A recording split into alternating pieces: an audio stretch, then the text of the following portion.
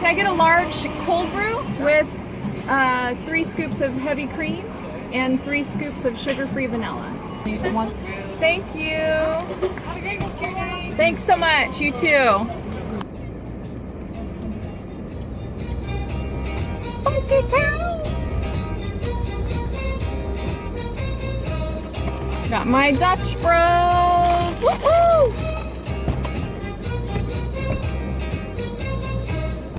It is 2:55, almost 3 p.m. and this is pretty much my first meal of the day. The 3 scoops of heavy cream, I'm basically breaking my fast with my Dutch Bros. And I'm happy to do it. I love them. They're good. All right, guys, so I'm taking my thyroid medication. I've been really strict about taking it every day so that my levels were really nice and even for my blood work, because I just had blood work done, and I should have those results probably sometime this week or maybe next week. But I'm really curious to see what my levels are. I've definitely been seeing the weight go down again, so that's a plus. And yeah, so anyway, I'm on my way to a park. We're having a homeschool meetup for my kids, and my daughter is doing tall flags, so she's going to practice her flag twirling. And yeah, so we're gonna be doing that, and then I'm hoping to do some more videos on the way, so stay tuned. All right, guys, so I wanted to talk about OMAD and intermittent fasting. Now, I've used both in my journey off and on, and sometimes not even intentional. Sometimes just the way that my day seems to go, I don't tend to eat a lot. I think a lot of that has to do because I do have thyroid disease.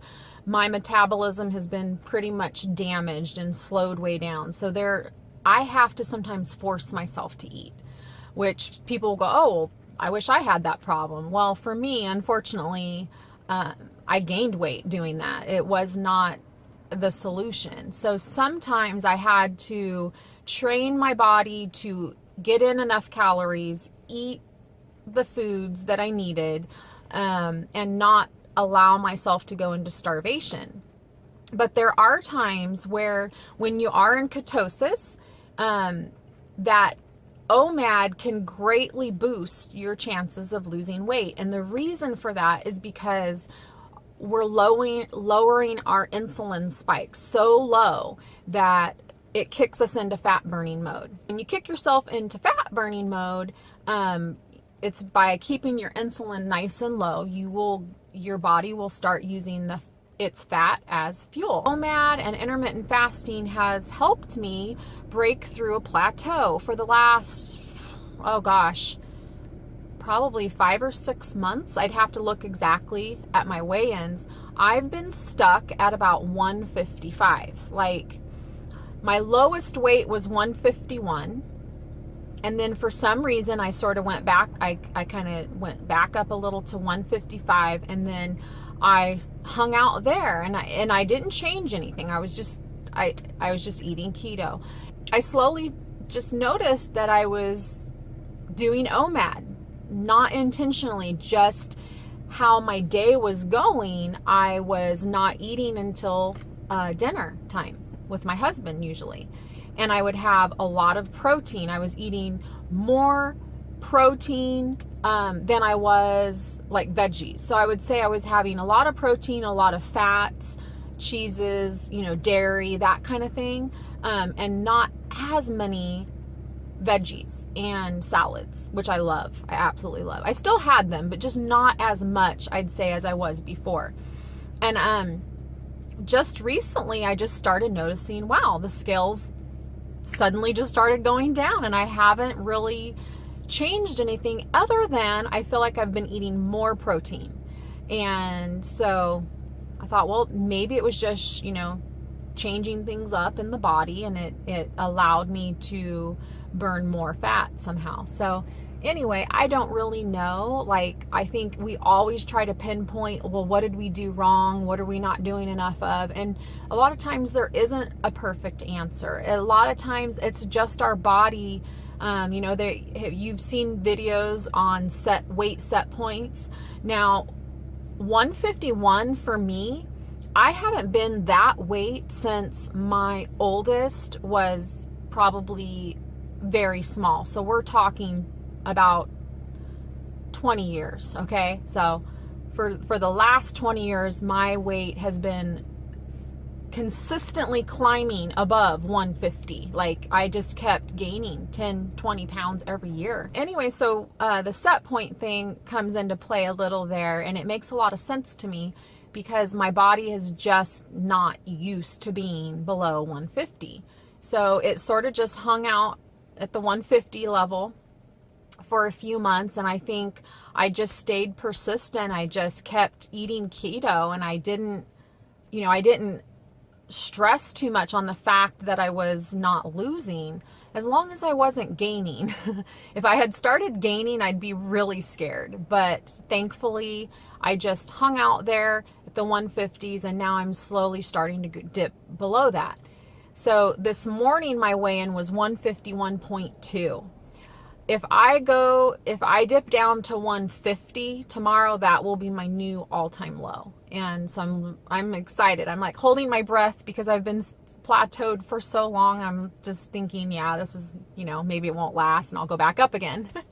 But as long as I don't go above 155, that was where I was stuck. So yeah, I'm excited that things are moving, and I'm excited that I didn't let it mentally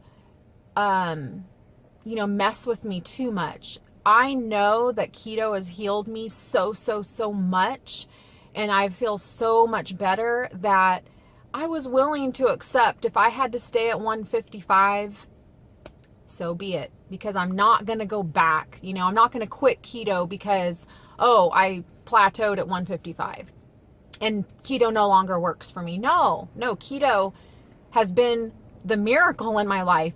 It is what worked for me. And just because you stop at a certain weight, don't give up on it so quickly. You know, don't just say, oh, it doesn't work. You don't know that. If you don't know what's going on inside of your body. So if you're plateaued, just stay the course. Just trust keto. If it's gotten you so far in your journey, if you've lost 10, 20, 30, 50, 100 plus pounds, that is huge. That means it works. That means it worked. Don't give up on it.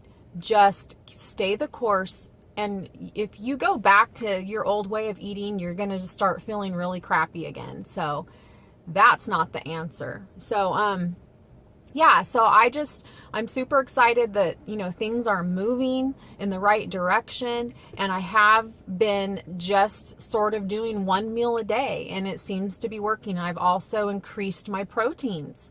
So I'm eating a lot more proteins. I'm still eating probably about the same amount of fats. And the other thing I noticed too is having a lot more cramping. So I think electrolytes were probably an issue too.